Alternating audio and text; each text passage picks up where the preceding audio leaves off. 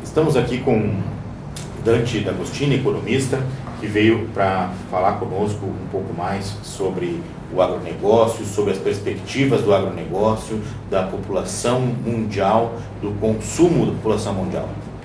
Muito obrigado, Dante, obrigado por estar aqui conosco, né? Prazer tê-lo conosco hoje. Obrigado, Alberto, pelo convite. Eu vim aqui comentar um pouco sobre a visão de um economista falando sobre o agronegócio brasileiro. Dante, como você vê hoje, quais são as perspectivas para o Brasil, para a agricultura, para a população mundial? Quais informações que você traz para nós aqui, né? A gente tem uma conversa vamos ter uma conversa bastante informal, uma conversa tranquila, que vamos aqui trazer algumas informações bem importantes do que se espera hoje. Certo. Então, Roberto, só para te comentar alguns itens, em 2017, o agronegócio representou no PIB brasileiro 21%. Tá? São quase 7 milhões de pessoas que trabalham com relações ao agronegócio no Brasil. A economia mundial ela cresce, né? O agronegócio é um item importante porque é a base de alimentação para o mundo. O Brasil tem uma relevância importante nesse cenário. Basicamente, nessa linha que a gente pode conversar. Perfeito. Atualmente, né, o Brasil ele está numa crescente muito grande para o agronegócio, né? A produção de soja, esse ano, pelo crescimento que viemos, ano passado quase passou os Estados Unidos, pelo crescimento que viemos tendo, o Brasil provavelmente esse ano vai passar os Estados Unidos, porque na curva o crescimento do Brasil é maior que dos Estados Unidos.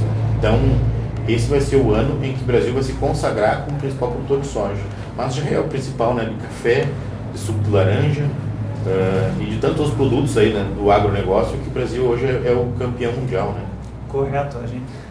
Hoje no Brasil, se a gente pegar os números dos últimos 20 anos, o aumento de área produzida foi de 1,6. Tá? Por que o Brasil ele se tornou um grande produtor?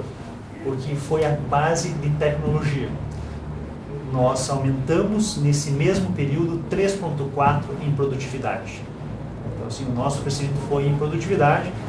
O Brasil hoje tem uma empresa muito forte nesse, que é a Embrapa, que é uma empresa pública de pesquisa. Muito já se comentou sobre a venda da Embrapa e tudo mais, e daí esse é um item estratégico para o país, favoráveis ou contra, mas é uma empresa que trabalha muito no estudo e no aprimoramento de sementes e produtividade e insumos para o setor. Fora as empresas do mundo que estão aqui no Brasil também de olho nesse nosso negócio. Tem a Embrapa, que desenvolve sementes, tecnologia de sementes, e tem outras empresas também privadas que trabalham no desenvolvimento de sementes hoje, falando em sementes de soja, né? Mas a Embrapa é muito mais do que soja. A Embrapa tem a Embrapa Uvivinho, tem várias Embrapas aí por todo o Brasil trabalhando diretamente ligado ao agronegócio. Mas, Dante, eu sei que trouxe alguns números para nós com relação ao agronegócio, à produção agrícola. Gostaria que você falasse mais sobre isso para nós. Vamos lá, Roberto. Um item importante, hoje Brasil, ele é entre os 10 países mais populosos do mundo. Tá? Só em números, para a gente entender, em 2100 o Brasil não vai estar nem mais entre os 10. Tá? Então, assim, a gente não entende muito como que o Brasil, com 200 milhões de habitantes, não vai estar entre os 10. É que nós temos que olhar o mercado de África, tá? Paquistão, que cresce muito a população, a nossa população ela já não cresce tão assustadoramente, ela cresce, mas ela é menor, e tem países que estão em franca expansão de população, porém não de produção de alimentos. Então, o Brasil ele é um player importante que o mercado mundial enxerga em função dessa expansão de população, que ela é menor, o crescimento mundial do que é nos anos 60, porém ainda cresce muito. Então, para a gente ter uma ideia, a Índia é uma população bem menor do que a China, tá? E ela vai passar a China em termos de população. Aonde se produz alimento na Índia? Então, o alimento tem que vir de algum lugar. Outro item importante que a gente comenta, que a renda per capita da população mundial, ela cresce. Na China, em torno de 22% da população come proteína, o resto não. Imagina a China aqui, ela cresce a números fantásticos, a população per capita, o valor per capita de renda aumenta, isso eu comento muito. O brasileiro que quer aproveitar comer carne, aproveita a comer hoje ou comprar uma terra para produzir a carne dele, porque daqui a alguns anos, com o crescimento da renda desses países, vão começar a consumir carne, o brasileiro vai ficar... Quer dizer que um em cada 5 chineses come carne hoje. Isso. Então o brasileiro tem que se preparar para concorrer com os outros 4 que vão melhorar a renda e vão começar a comer carne. Então. É isso aí. Por isso a nossa carne ela sobe de valor, grande parte em função da exportação. Sabe que isso é um ponto que às vezes o pessoal, a população urbana de modo geral, que não tem muito acompanhamento, tem uma brincadeira que o pessoal comenta que a comida não vem do supermercado, né?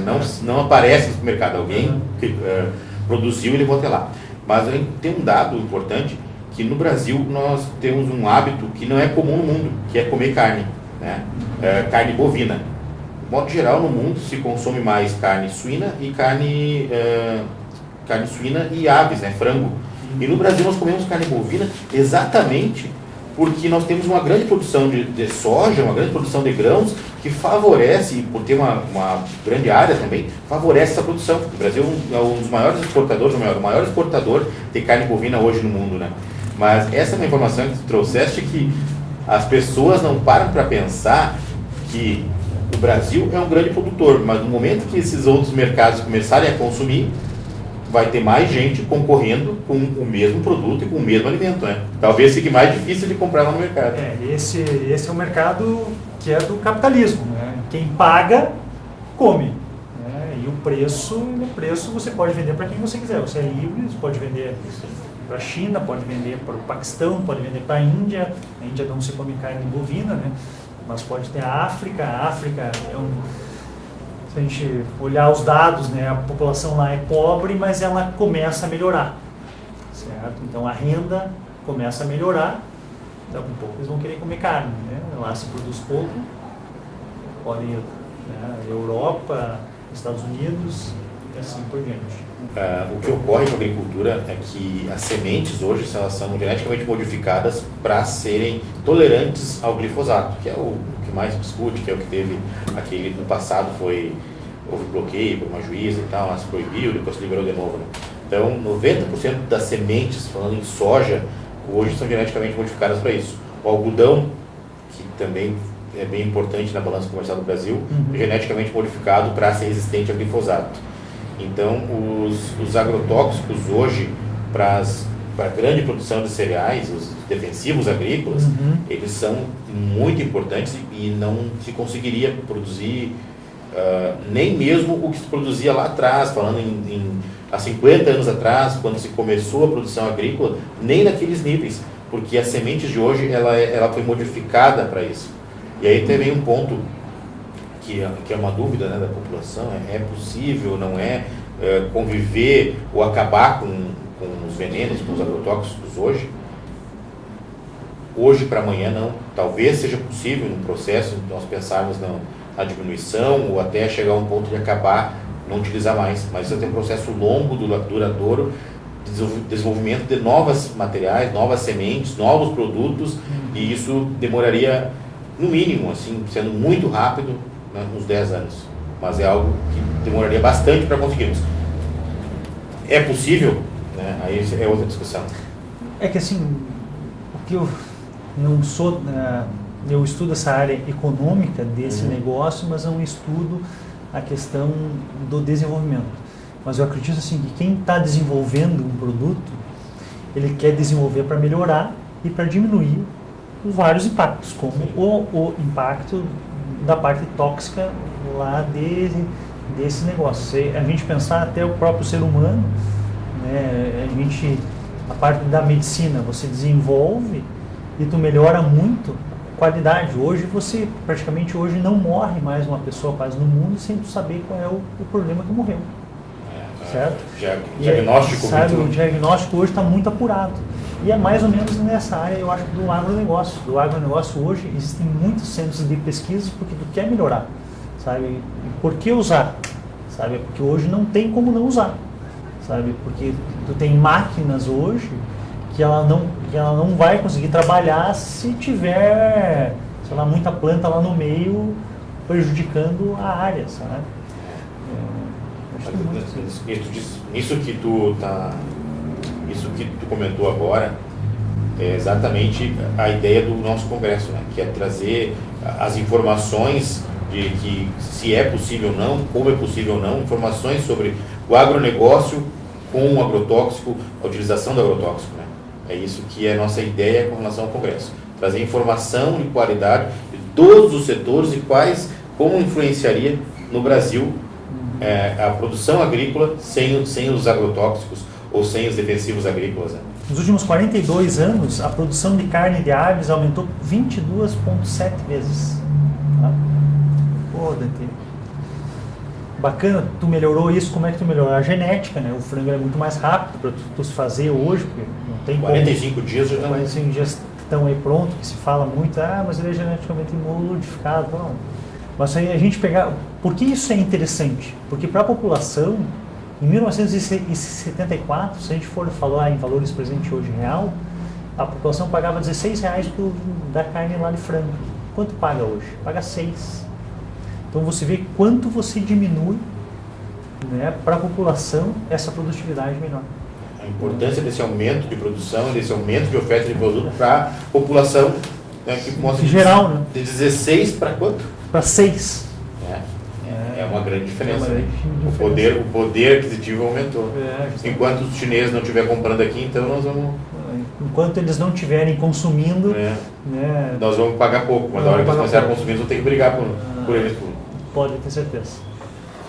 E é por isso que ainda entre aspas, ainda é barato aqui no Brasil, né, comparado com outros lugares. Né? Só que se a gente pegar o item que eu quero te falar, isso que assim, quando a gente fala do agronegócio, a gente está comentando sobre a soja. A soja, grande parte da produção da soja e dos grãos, grande parte vai para a produção do quê? De ração para os animais, certo? Então assim, será que daqui a 20 anos a gente vai começar a comer proteína em cápsula?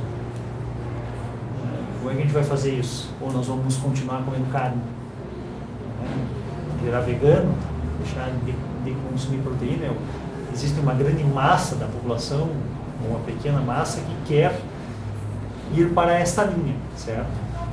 Mas eu até comento, eu tenho um filho pequeno, o filho tem 1 ano, você coloca em cima da mesa, coloca um pedaço de bife, coloca uma saladinha, coloca o que você quiser pôr. Onde ele vai? Na proteína. Sabe? Então, assim, está no ser humano a gente comer a proteína. E, basicamente, o que alimenta essa proteína vem dos grãos. É um levantamento interessante. Como eu disse, o pessoal tem muita... não percebe ou se pergunta para onde vai a soja. Até às vezes a gente comenta muito, existe muita gente que bate no agronegócio, que os grandes produtores produzem. Eu não como soja. Bom, mas a soja, a própria ração, vai virar carne e que vai para a população, né? Então é uma informação que às vezes o pessoal não compreende muito bem isso, né? Mas de fato pode ficar muito mais difícil se o nosso agronegócio de agricultura não aprender a desenvolver ainda mais, né? Porque tem uma população muito grande para alimentar aí no mundo. E a quantidade de terras também ela é limitada, né? A quantidade da terra no mundo ela tem um número. A terra é uma quantidade limitada que existe, certo? Então, sobre a terra, para você produzir mais, tu tem que colocar tecnologia. tecnologia pode ser a inovação da semente, a inovação do agrotóxico em cima dela, né? A inovação de ver como é a chuva no período, não, vou fazer irrigação, como é que a gente vai trabalhar nessa área, porque tem que produzir mais. O fato é que a gente tem que produzir cada vez mais alimento para sustentar o mundo. Dante, mas então, como disse, as áreas de terra são finitas, né? E como a agricultura, como o mundo pode superar esse desafio dessa crescente demanda por alimento, população aumentando sua renda e precisando produzir mais alimentos? Como superar esse desafio hoje? Primeiro item importante, Roberto, a gente comentar sobre isso, que hoje existem áreas ainda que são agricultáveis, tá? Mas tanto o produtor rural como o mercado mundial quer preservar também as matas, né? A gente pegar a Europa aí, devastou tudo, né? Eles tiraram todas as áreas, tem muito pouco de áreas lá, e querem que nós aqui preservemos a nossa. Preservemos aqui a nossa. Né? Isso é um debate mundial que a gente tem que debater sobre isso, principalmente o novo presidente entrar nessa linha, né? Até onde pode, até onde não pode, né? Os órgãos. Mas assim, para a gente alimentar essa população, o que a gente precisa é de eficiência lá dessa produção. Como é que a gente vai fazer uma eficiência? A gente vai ter que ter a qualidade e produção. O que é a produtividade? O que é a produtividade? É inovação. A gente fala mais. Não, hoje em dia se fala muito dos monitoramentos das lavouras, se fala muito da proteção das sementes e das culturas, o desenvolvimento da biotecnologia. A gente tem aí também falar sobre a agilidade e a assertividade técnica. Hoje um produtor rural, como sempre, ele cuidou muito da porteira para dentro, a gente comenta. E essa porteira para dentro no Brasil, graças a esses governos que não se meteram nesse setor, cresceu horrores. Cresceu, tanto é que a gente representa 21% do PIB do país. Acertar sobre o clima, né, que hora que é a melhor hora para plantar, e essa cultura de precisão de adubos e defensivos. Qual é o defensivo que eu devo usar na minha lavoura? Qual é o adubo que eu devo usar? O que eu preciso para melhorar essa produtividade?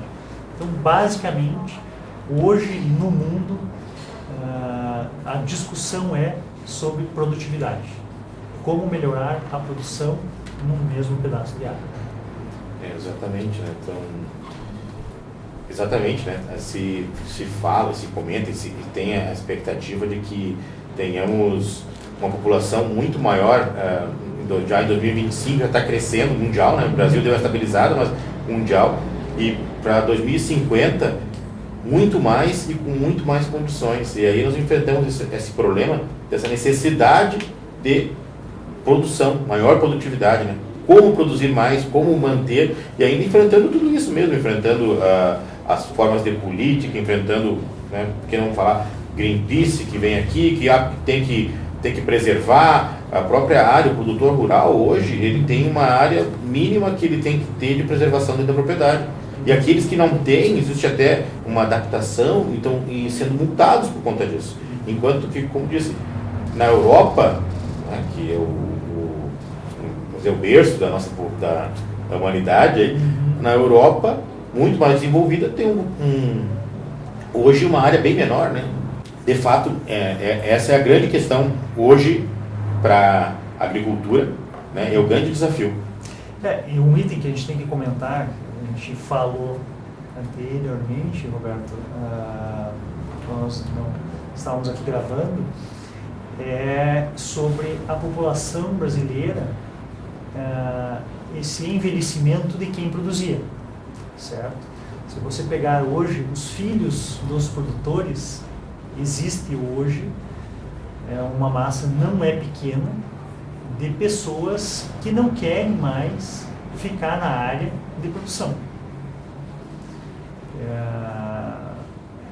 E essa população, como é que tu faz para tu continuar produzindo se os filhos não querem ficar no campo? A gente tem que debater sobre isso e incentivar, né? É essa população que a migração, isso aí aconteceu isso no mundo lá atrás e acontece também aqui no Brasil, essa migração do rural para os grandes centros. E acaba por conta disso concentrando e cada vez mais o produtor precisando aumentar sua tecnologia de produção e concentrando na mão de menos pessoas no campo, né?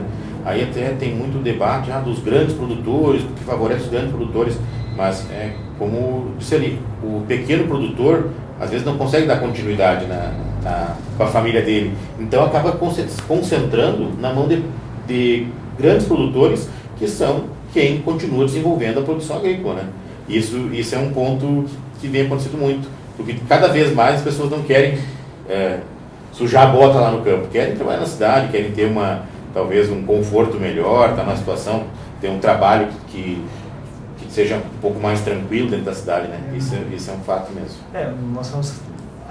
Nós temos que agradecer aí as empresas que elas melhoraram a tecnologia do produtor rural. A gente pegar nossos avós, como é que eles plantavam milho, né?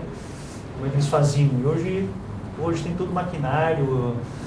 Isso fortalece para você trazer e deixar essa população que quer ir para a área urbana, talvez ficar numa área rural, né? Isso, eu acredito que um item importante é a infraestrutura.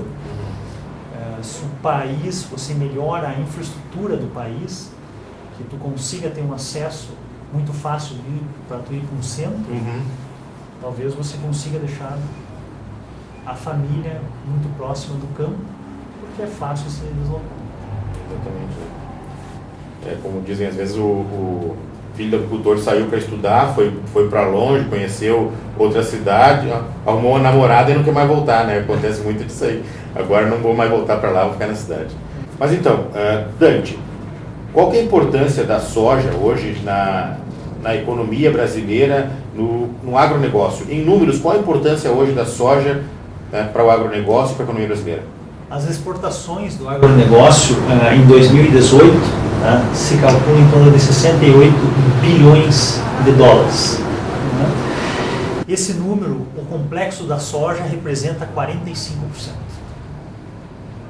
Esse é um número que você vê como a soja ela tem uma representatividade muito grande nesse agronegócio. Se a gente for pegar a balança do agronegócio hoje, desse faturamento de 68 bi de exportações, nós vamos importar em torno de 9,5 bi. Ou seja, a balança comercial brasileira para a economia brasileira é muito importante. Você traz o dólar, traz a moeda lá de fora para dentro. E tu usa aqui simplesmente a terra e tu não exporta nada, você exporta só o que tu produz em cima da terra. Que é um fator que você não leva. Se a gente conseguir melhorar essa matéria-prima, em vez de levar o grão, a gente levar um insumo mais preparado, quanto isso pode aumentar nesse negócio do agronegócio. Não compreendo muito de economia, mas diante do que está falando aí, então, pensando o seguinte, né, numa situação sem soja e sem ter a soja para exportação, isso afetaria com certeza no preço do dólar e afetaria também no preço de outros produtos que vêm de fora do Brasil. Isso ajuda até a própria... Uma situação em que não houvesse soja, não tem soja para trazer dólar. Isso então pode ter um problema sério para a balança comercial? Não só para a balança, também como a própria moeda, né? A moeda, se tu vê, o Brasil hoje tem uma reserva fantástica de dólares, né? Vamos com 400 bilhões de dólares em reservas cambiais, que é o que segura um pouco a moeda, as flutuações, e grande parte disso é ajudado pelo agronegócio. O que mais trouxeste para nós sobre os números da soja hoje? Hoje o maior para você ter uma ideia, o maior consumidor hoje do agronegócio brasileiro, quase 37% é a China e 34% é a União Europeia. Tá? Isso é um dado que é importante para a nossa economia. Então, assim, basicamente, a gente hoje, o chinês tem muito negócio com o Brasil, tanto é que todos os governos querem fortalecer ainda mais o negócio com os chineses em função dessa balança positiva do agronegócio.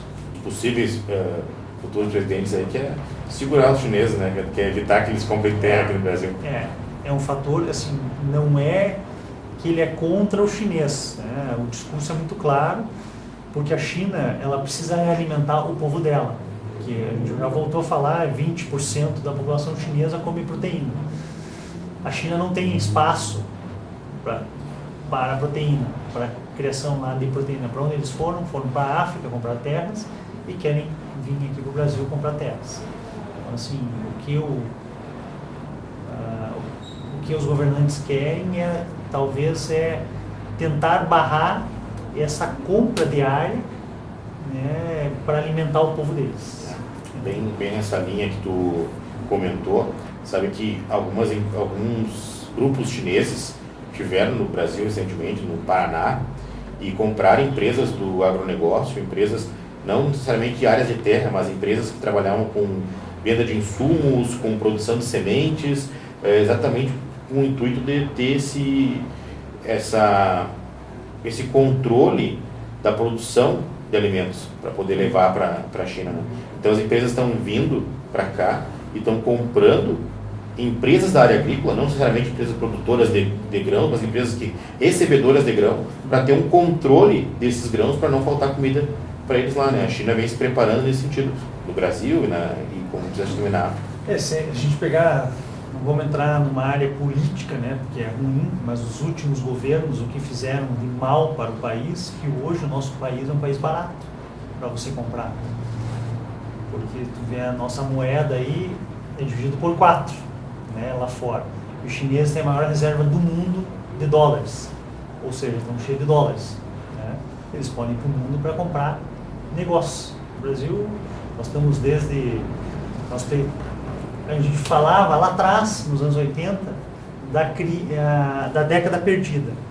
A década perdida que teve lá atrás vai ser muito melhor o resultado do que essa década que a gente vai encerrar aqui no Brasil, neste período agora de 2020. Tá? Este cenário foi péssimo para o Brasil. Sabe? Hoje o Brasil é um país barato, né? Porque vários fatores, um dos fatores é as políticas que foram feitas nesses últimos anos aqui no país. Sim. Tu vê, e o chinês eles estão com dólares e eles querem vir para cá para comprar negócios. Tanto negócios que você até comentou, negócios que existem realmente, como até mesmo eles gostariam de entrar no mercado da compra de terra para cuidar da produção de alimentos para eles mesmos. Para garantir a alimentação deles no futuro. Mas é melhor ficar na nossa mão e a gente vender para eles. Né? Você como economista, poderia dar uma dica para os produtores agrícolas, para o agricultor, né? Além do agronegócio, além do negócio que ele já toca hoje, que ele tem como principal fonte de renda dele, como ele poderia administrar de repente e como ele poderia estar ganhando ainda mais? Então, Roberto, falando sobre isso, a gente comenta muito, né? Eu sou de família que foi produtor rural, né? Eles ainda continuam no ramo da silvicultura. Se entende muito que o produtor rural, ele entende muito e muito bem da porteira para dentro. Então, se a gente for ver um cenário dos últimos anos, o que aconteceu com o produtor rural? Sobra, final do ano, um montante. O que ele faz com esse montante? Compra mais terra, certo? Ele compra mais terra porque ele entende de produção. Porque eu acho que é importante esse produtor rural entender que uma diversificação em outros negócios pode melhorar muito a situação pessoal e familiar da família. existem vários negócios que são interessantes. Se a gente pensar aí, hoje o mercado financeiro brasileiro é um dos mais sólidos do mundo, se não o mais. Tem várias oportunidades nesse setor que a gente pode abraçar e conversar sobre cada uma delas, né? E é importante a diversificação, né? E até de investimentos. Se a gente pegar os últimos anos, os grandes produtores rurais, eles fizeram algumas coisas interessantes, como, por exemplo, a montagem de silos nas propriedades. Se a gente pensar, o produtor ele criou um sistema que ele ganha dinheiro de uma outra forma. Que ele produz e ele estoca e ele vende o grão no melhor momento que ele tem que ele aquela pressão de entregar na colheita, de entregar tudo na colheita na hora que está com o preço pior, né? Então, hoje ele estoca e aí nesse cenário, Alberto, assim, tem vários investimentos, várias oportunidades que vale a pena o agricultor se informar para investir. Em vários negócios hoje, o Brasil é sedente pelo mercado financeiro, sabe, de negócios. Você pode se tornar sócio de vários negócios interessantes, pode investir no mercado financeiro, tem várias oportunidades interessantes. Se a gente pensar hoje no longo prazo, a gente pode falar sobre o setor da energia, o setor até mesmo de dívida de governo, né, dos títulos públicos, que foi aonde no plano real os bancos cresceram muito, foram investindo nessa área de títulos públicos. Isso aí foi o grande filão dos bancos ganharem. Né? Existe aquele pessoal que comenta muito, porque os bancos ganham muito dinheiro com o poupador e tudo mais. Não, os grandes bancos ganharam muito dinheiro nessa história de plano real com os títulos públicos, que hoje é aberto até para a população. Hoje, qualquer investidor hoje poderia investir nos títulos públicos se quisesse. Então. Isso aí. Sabe? Esse é um dos, né? Tem uma lista para a gente falar aí, acho que na verdade não é esse momento. Uma conversa muito mais longa aí, né? Mas eu agradeço aí o teu convite. Se precisar novamente, a gente volta aí a falar. Acho que tem muita coisa para a gente agregar aí nesse produtor rural aí para melhorar a situação financeira dele e de bem-estar. Todo mundo trabalha, quer trabalhar, mas a gente tem que aprender que a gente trabalha para algum fim. Tá. Eu que agradeço então, muito obrigado por ter vindo, né? E foi muito boa a nossa conversa. Legal.